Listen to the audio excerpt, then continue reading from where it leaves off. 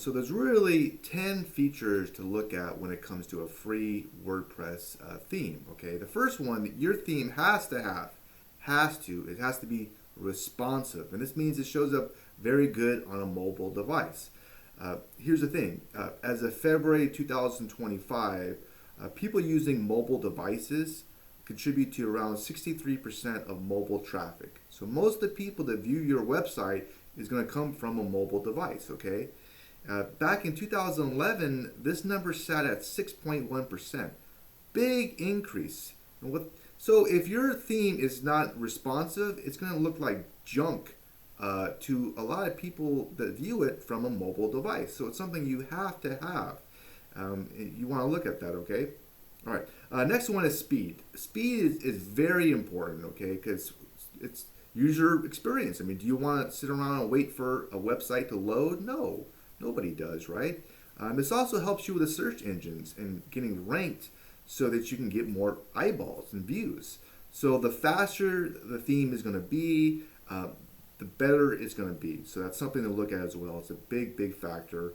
Number 3 is SEO optimization. And this has to do with speed, but there's other factors as well, such as security of the theme can play a fact with that. Number 4 is regular updates and active development. Things change. WordPress plugins change. So if a theme was last updated 10 years ago, that's something to go, wait, I don't know. There might be some red flags there, okay? It's something to think about. Number 5 is installs. If only 5 people have installed that theme, then you're going to be the test guinea pig. So you might want to look at another theme, okay? All right, there you go. All right, next one is reviews. There you go. It says it enough. If enough people are saying, "Hey, man, don't do this review," it's something that where there's smoke, there's fire. So maybe look for another theme. Okay, there you go. Next one is simple and user friendly. Okay, yeah. If it takes you 3 hours to figure out one button and one little thing that goes off, then if it's very complicated, it's going to slow your work down. You want it to be simple. You want it to work. It's something to think about. Next one is customization.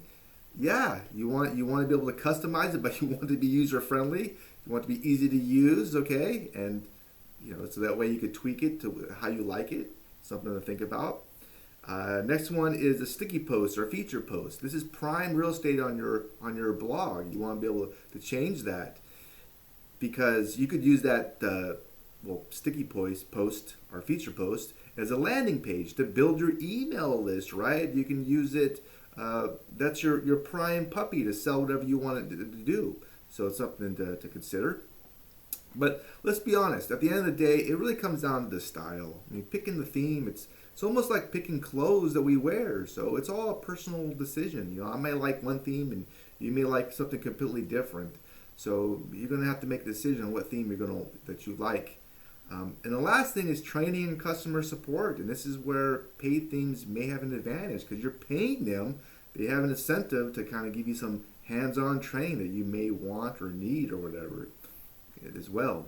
So if you want to get more ideas on themes, I actually create a whole blog post about this where I actually show you 5 free themes to really look at and why I think they're really badass, as well as some paid themes that are really pretty inexpensive that you can also check out as well.